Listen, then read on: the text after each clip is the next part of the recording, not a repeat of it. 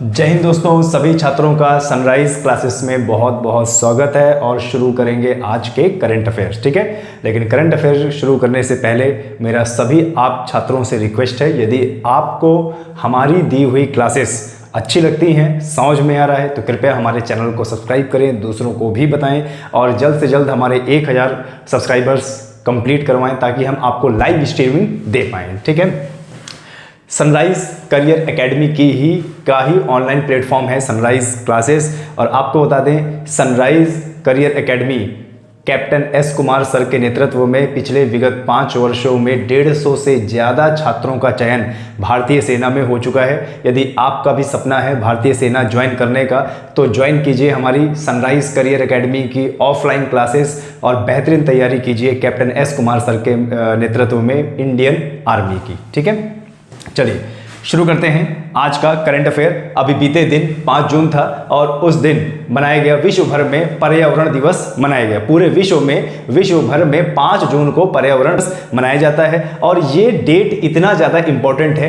कि एग्जाम में हूबहू डायरेक्टली ऐसे ही पूछ लेगा कि पर्यावरण दिवस किस तिथि को मनाया जाता है, तो इसका उत्तर क्या होगा? 5 जून। ठीक है, 5 जून विश्व पर्यावरण दिवस। ठीक है, 5 जून विश्व पर्यावरण दिवस, याद रखना है। और इस बार 2024 की विश्व पर्यावरण दिवस 5 जून की, यानी इस बार जो बीत गया दिन, थीम क्या थी? भूमि बहाली, मरुस्थलीकरण और सूखा सहनशीलता। ठीक है, सूखा सहनशीलता। इस बार की थीम क्या थी? भूमि बहाली, मरुस्थलीकरण और सूखा सहनशीलता। आपके एग्जाम में डायरेक्टली किसी भी दिवस की, महत्वपूर्ण दिवस की थीम पूछ सकता है। ठीक है, तो इस बार 5 जून को विश्व पर्यावरण दिवस मनाया गया और उसकी थीम क्या थी? भूमि बहाली, मरुस्थलीकरण और सूखा सहनशीलता। ठीक है, देखिए हर बार संकल्प लिया जाता है पर्यावरण को बचाने के लिए, संरक्षण के लिए, लेकिन खाली संकल्प लेने से कुछ नहीं होता है। हर साल जिस तरीके से गर्मी बढ़ रही है और जिस तरीके से हमारे ध्रुव के जो ग्लेशियर हैं वो पिघल रहे हैं और हमारी कई प्रजाति जो है जीव जंतु प्रजाति विलुप्त हो रही है, तो इसमें ग्रीन हाउस गैस और ग्लोबल वार्मिंग को कम करने की ज़रूरत है। ज़्यादा से ज़्यादा पेड़ लगाएं और ज़्यादा से ज़्यादा वृक्षारोपण करें ताकि इस बढ़ती गर्मी को कम किया जा सके। ठीक है, चलिए आगे बढ़ते हैं थोड़ा सा।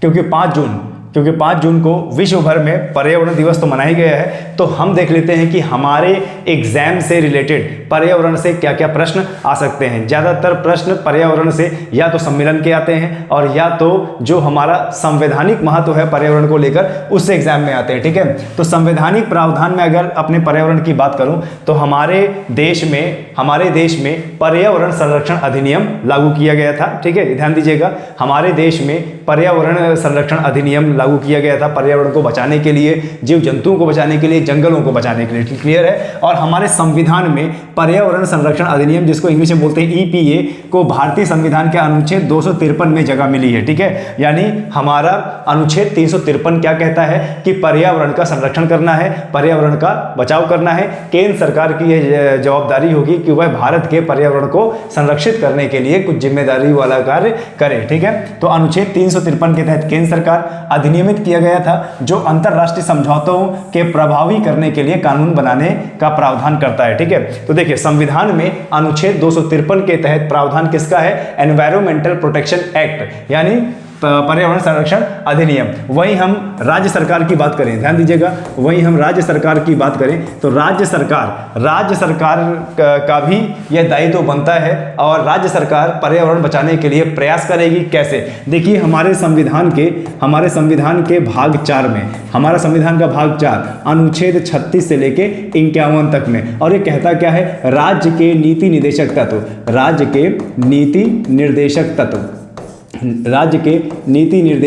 तत्व। ठीक है, इसमें थोड़ा सा ध्यान देना।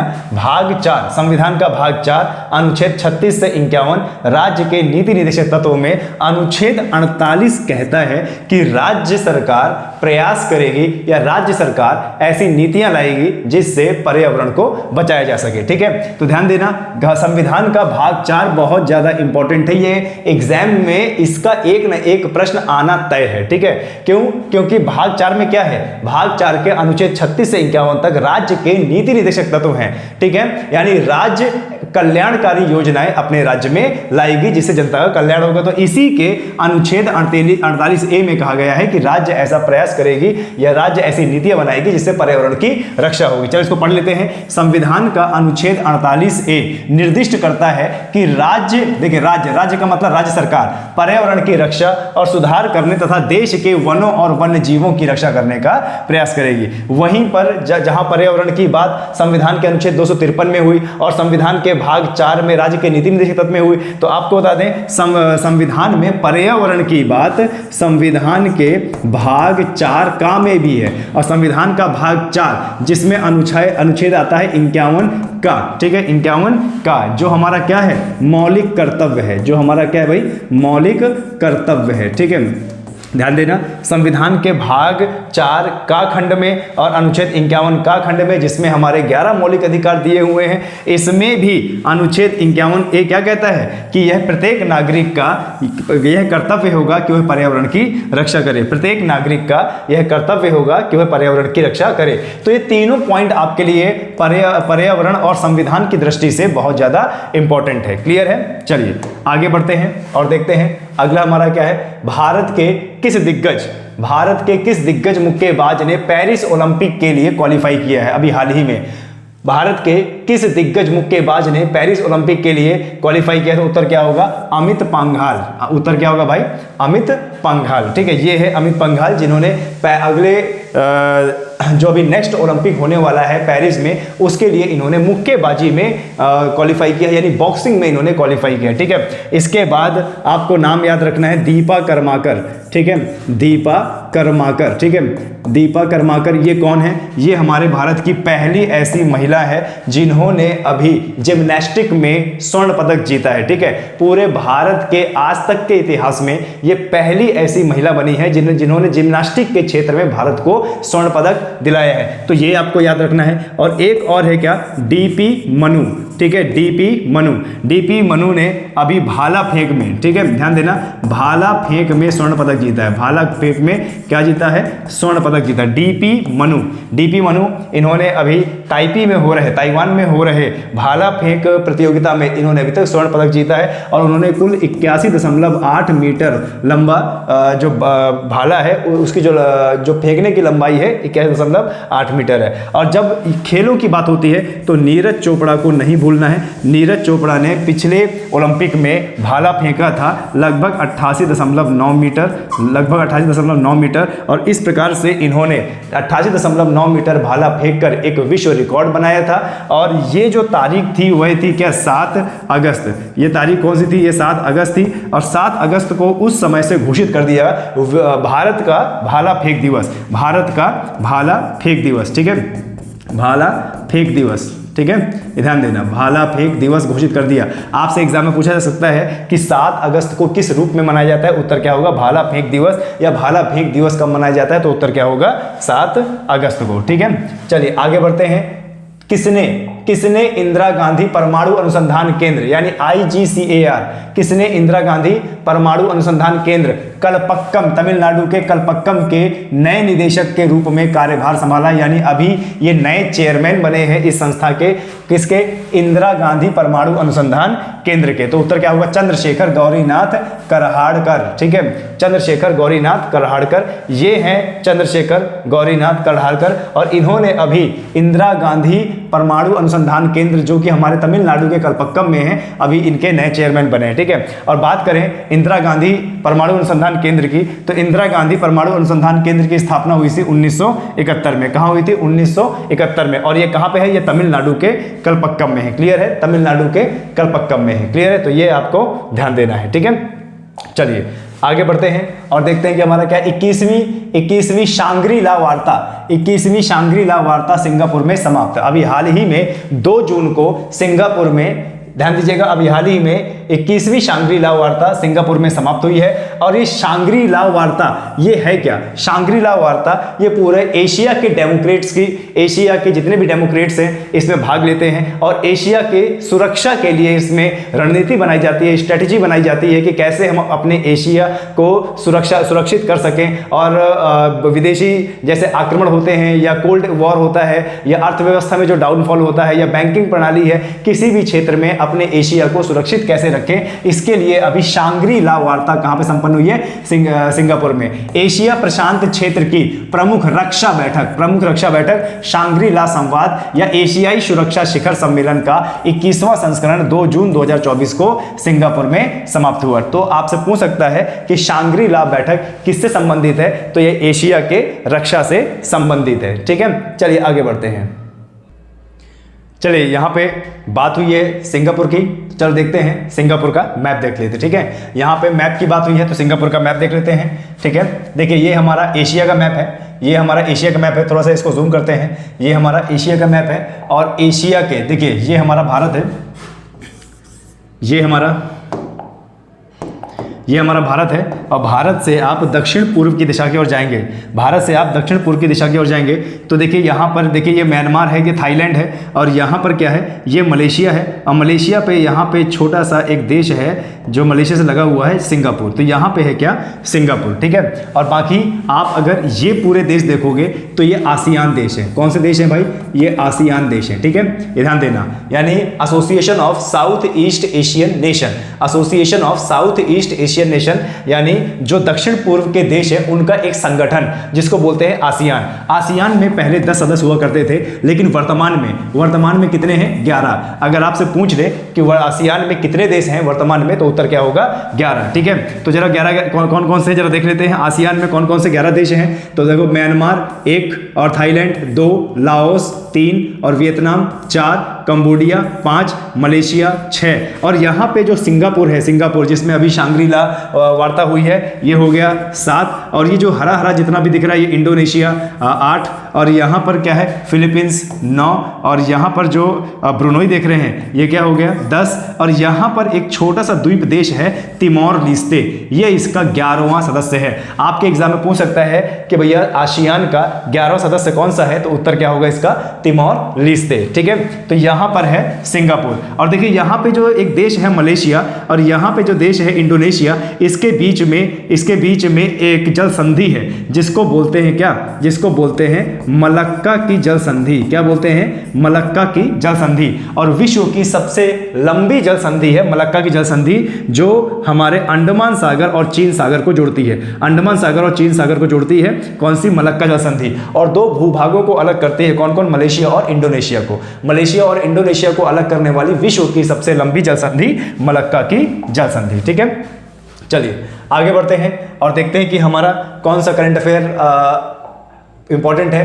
अबाह अल खालिद अल सबाह को 2 जून 2024 तक, ठीक है, आमीरी डिक्री द्वारा कुवैत राज्य का क्राउन प्रिंस नियुक्त किया गया। क्लियर है? ध्यान दीजिएगा, अभी हाल ही में कुवैत के जो नए राजा बने हैं वो ये हैं और इनका नाम क्या है? अल खालिद अल सबाह 2 जिनको ये नियुक्त हुए हैं और कहाँ के राजा बने हैं? कुवैत के। कुवैत एक अरबी देश है, अरब देश है और आपको बता दें ये तेल प्रोड्यूसिंग देश है, यानी यहाँ से क्रूड ऑयल अधिक मात्रा में निकलता है। तो ये वहाँ के नए अभी प्रशासक बने हैं, इनका नाम है अल खालिद अल सबाह। ठीक है, कुवैत की बात हो रही है तो कुवैत की जो राजधानी है कुवैत सिटी, कुवैत की जो राजधानी है वो क्या है? Kuwait city. ठीक है, और कुवैत की अगर मुद्रा की बात करें तो कुवैती दिनार यहाँ की मुद्रा है। राजधानी की बात करें तो कुवैत सिटी यहाँ की राजधानी है और यहाँ की मुद्रा की बात करें तो यहाँ पर कुवैती दिनार और यहाँ के राजा की बात करें तो अल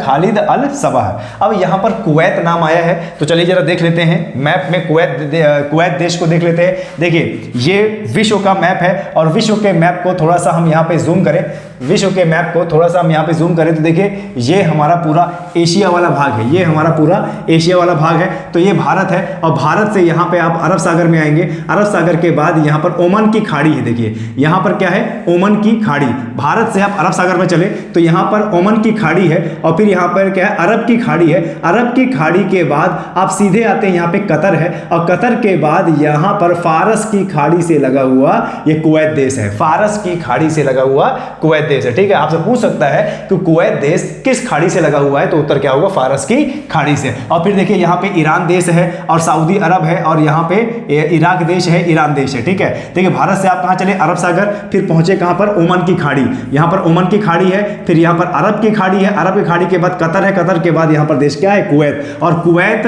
फारस की खाड़ी में बना हुआ है, फारस की खाड़ी में साझा करता है अपनी बाउंड्री सऊदी अरब और इराक से लगा हुआ देश है। क्लियर है, चलिए ये आपको पता होना चाहिए, मैपिंग भी बहुत ज्यादा जरूरी है। ठीक है, चलिए हाल ही में उत्तर प्रदेश के सभी जीआई टैग उत्पाद, ठीक है, हाल ही में उत्तर प्रदेश के जीआई टैग, उत्तर प्रदेश के कई सारे प्रोडक्ट को जीआई टैग मिला है जो आपके Uttar Pradesh police UP GK के लिए बहुत ज्यादा महत्वपूर्ण हो सकता है। ठीक है, अभी हाल ही में जरा देखिए उत्पादों को जीआई टैग मिला है। जीआई टैग का मतलब होता है कि किसी एक क्षेत्र के विशेष प्रकार का प्रोडक्ट जो उसी क्षेत्र में बनता है और उसको पूरे विश्व फेमस करने के लिए, यानी विश्व में उसका आयात निर्यात करने के लिए उसको भौगोलिक संकेतक यानी जीआई टैग दिया जाता है। तो उत्तर प्रदेश देखिए आगरा की दरी, आगरा की दरी, इलाहाबाद सुरखा अमरूद को जीआई टैग मिला है, इलाहाबाद की दरी को मिला है। बनारस का ब्रोकेड और साड़ी को जीआई टैग मिला है, बनारस का ब्रोकेड और साड़ी लोगों को जीआई टैग मिला है। बनारसी मीनाकारी शिल्प को भी जीआई टैग मिला है,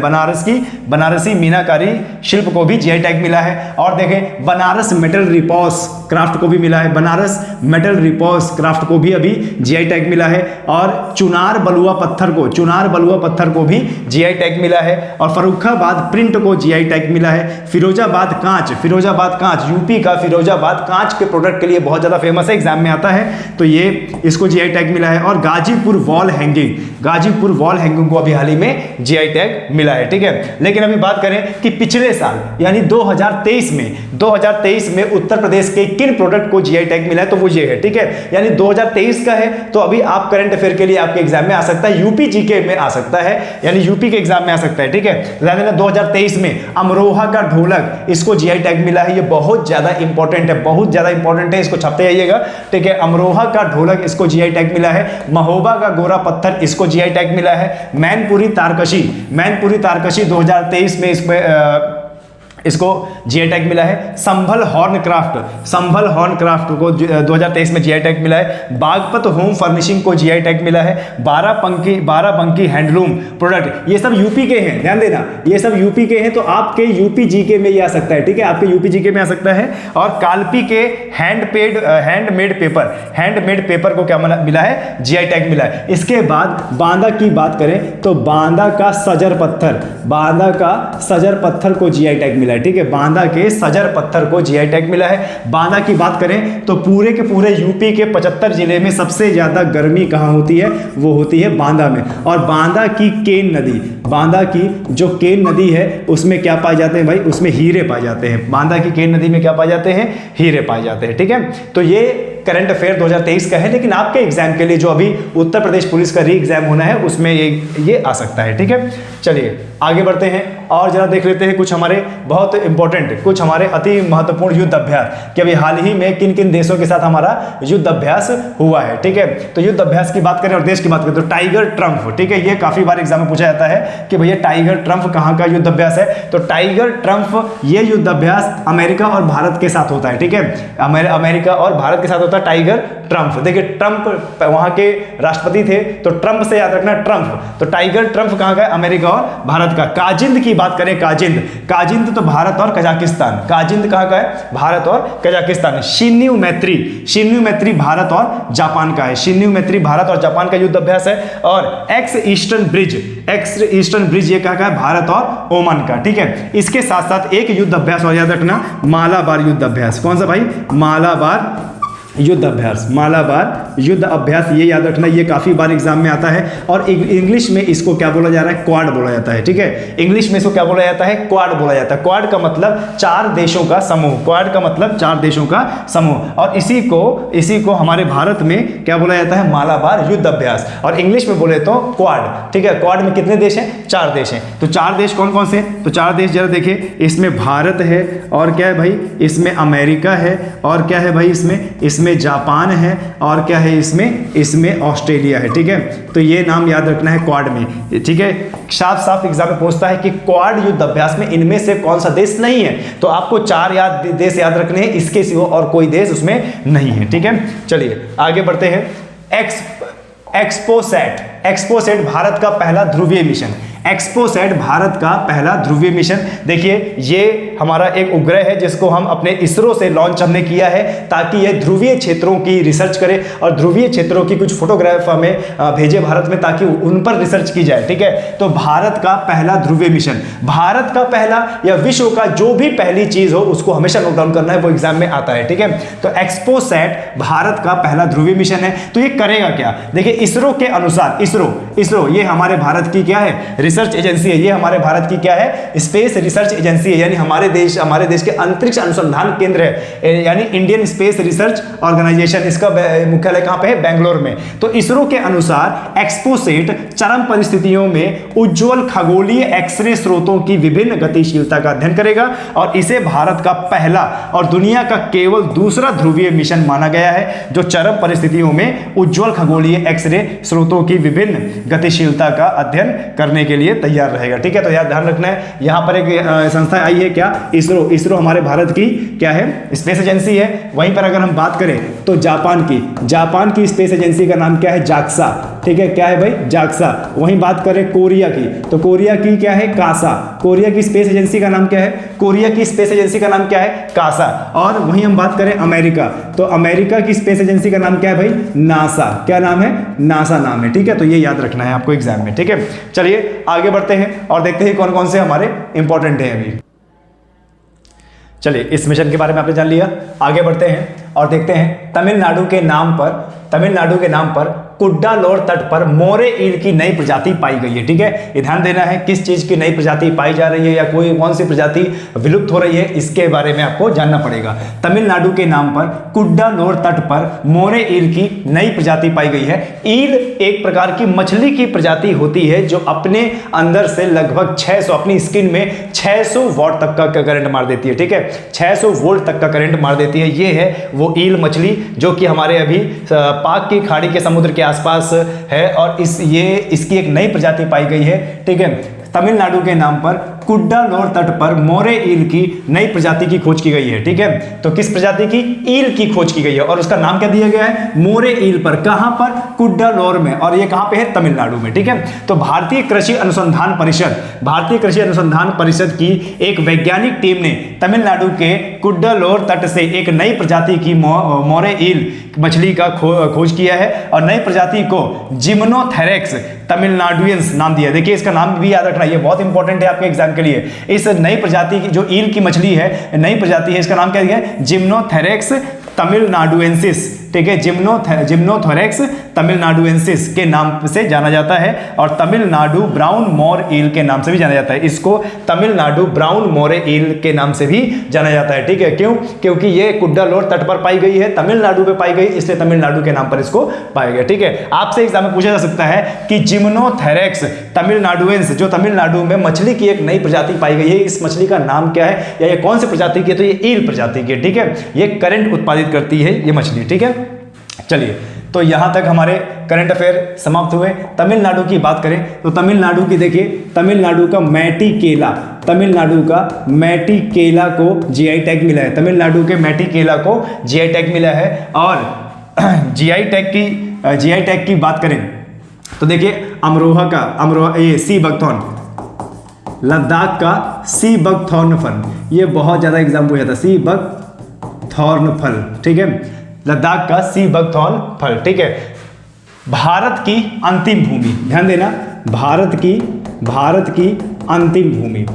भारत की अंतिम भूमि ये भी कहाँ पे है, तमिलनाडु में। एग्जाम में आ जाए कि भारत की अंतिम भूमि क्या है, तो वो होगा रामेश्वरम। क्या है, वो हो गया रामेश्वरम। लेकिन अगर पूछ लिया जाए कि मुख्य भारत का दक्षिण बिंदु क्या है, मुख्य भारत का दक्षिण बिंदु, तो वो क्या है, कन्याकुमारी। ठीक है, मुख्य भारत का दक्षिण बिंदु क्या है, कन्याकुमारी। लेकिन संपूर्ण भारत का दक्षिण बिंदु बोला जाए तो वो क्या है, इंदिरा पॉइंट। क्या है भाई, इंदिरा पॉइंट है। देखिए तीनों में फर्क है, भारत की अंतिम भूमि, जब भी बात होगी भारत की अंतिम भूमि का, तो उत्तर क्या होगा, रामेश्वरम। ठीक है, और भारत का दक्षिण बिंदु, मुख्य भारत का दक्षिण बिंदु, तो उत्तर क्या होगा, कन्याकुमारी। संपूर्ण भारत का दक्षिण बिंदु, तो क्या होगा, इंदिरा पॉइंट। ठीक है, चलिए आगे और थोड़ा सा मैपिंग को देख लेते हैं। देखिए ये विश्व का मैप है, और थोड़ा सा यहाँ पर खाड़ियाँ देख लेते हैं। ठीक है, खाड़ियाँ देख लेते हैं और चैनल देख लेते हैं। काफ़ी बार एग्जाम में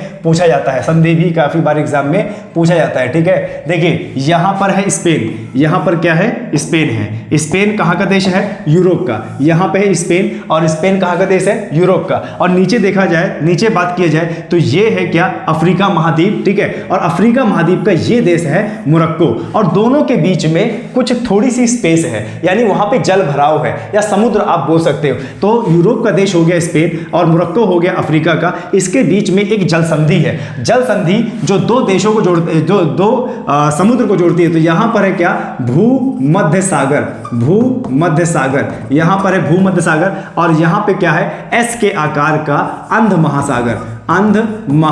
ठीक है, तो जो जल संधि भूमध्य सागर और अंध महासागर को जोड़ती है उसको बोलते हैं क्या, जिब्राल्टर की जल संधि। उसको क्या बोलते हैं, जिब्राल्टर की जल संधि। तो ये आपके एग्जाम में आ सकता है, इसको ध्यान दीजिएगा। भूमध्य सागर और एस के आकार का अंध महासागर को जोड़ने वाली, इसको क्या बोलते हैं, जिब्राल्टर जल संधि। और दो देशों को अलग करती है, स्पेन और मोरक्को, और दो महाद्वीप को अलग करती है। कौन कौन सा महाद्वीप, ये हमारा महाद्वीप है अफ्रीका, और यूरोप महाद्वीप को अलग करती है। ठीक है, यहाँ पर थोड़ा सा मैपिंग में और देख लेते हैं। देखिए ये यूरोप महाद्वीप है और ये अफ्रीका महाद्वीप है। अफ्रीका महाद्वीप वो महाद्वीप है जहां से तीनों रेखाएं गुजरती हैं। ठीक है, तीनों रेखाएं, कर्क रेखा, मकर रेखा और भूमध्य रेखा। देखिए 0 डिग्री पर मकर रेखा, 23.5 डिग्री उत्तर पे कर्क रेखा, और 23.5 डिग्री दक्षिण पे ये मकर रेखा है। ये अफ्रीका एक ऐसा महाद्वीप है जहां से तीनों रेखाएं गुजरती हैं। और अफ्रीका की एक कांगो जायरे नदी है, अफ्रीका की एक कांगो जायरे नदी है जो ये भूमध्य रेखा को 2 बार काटती है, जो भूमध्य रेखा को कितनी बार, 2 बार काटती है। ठीक है, 2 बार। ठीक है, कांगो जायरे नदी जो भूमध्य रेखा को 2 बार काटती है। अफ्रीका की ध्यान दीजिएगा, अफ्रीका की विक्टोरिया झील है, कहां पे है, ये यहां पे है।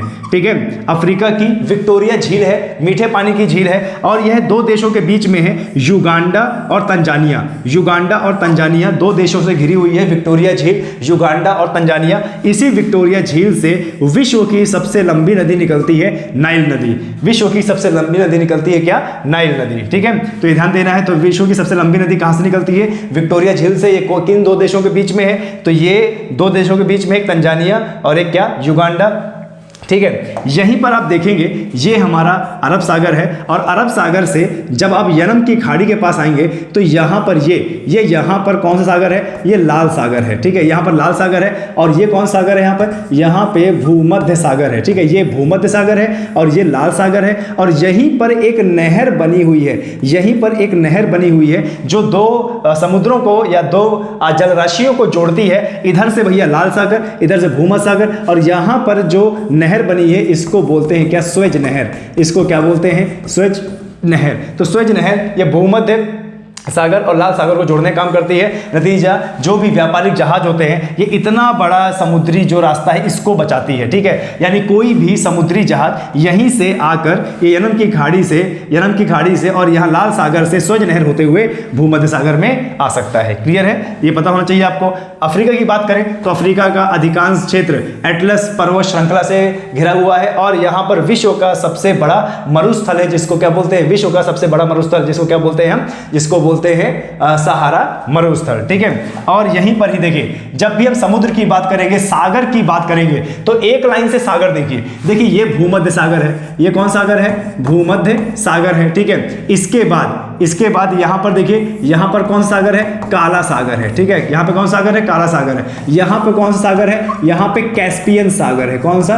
कैस्पियन सागर। और यहां पे कौन सागर है? यहां पे अरल सागर है, ठीक है। तो एक लाइन सागर हुए, देखिए ये एक लाइन सागर हुए। पहला कौन सा है? भूमध्य सागर। फिर और पूर्व में जाएंगे तो क्या है? काला सागर। और उसके बाद और जाएंगे यहां पर तो कैस्पियन सागर, और क्या है? अरल सागर। ये नाम याद रखना है, ये काफी बार एग्जाम में आता है कि आप पश्चिम से पूर्व में जाएंगे तो सबसे पहले कौन सागर पड़ेगा, या तीसरे नंबर पे कौन सागर पड़ेगा। छोटे छोटे सागर की बात हो रही है। आप यहां स्पेन से पूर्व की ओर जाएंगे तो देखिए पहले भूमध्य सागर है, और दूसरा काला सागर है, तीसरा कैस्पियन सागर है, और चौथा क्या है? अरल सागर है, ठीक है। और जब भी बात होगी कैस्पियन सागर की, तो विश्व की सबसे बड़ी खारे पानी की झील, विश्व की सबसे बड़ी खारे पानी की झील क्या है? कैस्पियन सागर झील। विश्व की सबसे बड़ी खारे पानी की झील क्या है? कैस्पियन सागर झील, ठीक है। और विश्व की सबसे लंबवत झील भी है क्या? कैस्पियन सागर झील। क्लियर है? चलिए, बहुत बढ़िया, ये आपको पता होना चाहिए। देखिए यहां पर क्या है? इंग्लैंड, यूरोप का एक देश है। यहां पर क्या है? इंग्लैंड। और यहां पे क्या है?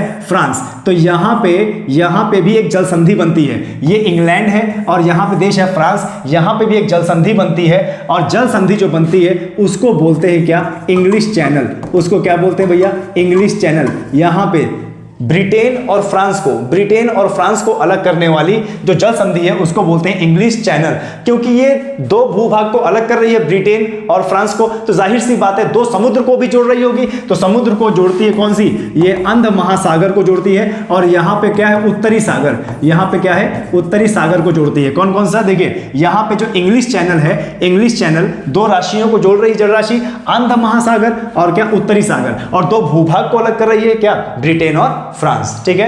चलिए किसी दिन आपका मैपिंग का भी हम एक विशेष लेक्चर यहां पर देंगे आपको। आज शाम के 8 बजे पर्यावरण संबंधित लेक्चर आने वाला है, 5 जून, क्योंकि 5 जून को हमारा पर्यावरण दिवस था। उसी से रिलेटेड हमारे विश्व में पर्यावरण से लेकर और जलवायु को परिवर्तन को लेकर जितने भी हमारे सम्मेलन हुए हैं उससे रिलेटेड एक वीडियो शाम के आएगा, देखना ना भूलें। तब तक के लिए जय हिंद, जय भारत।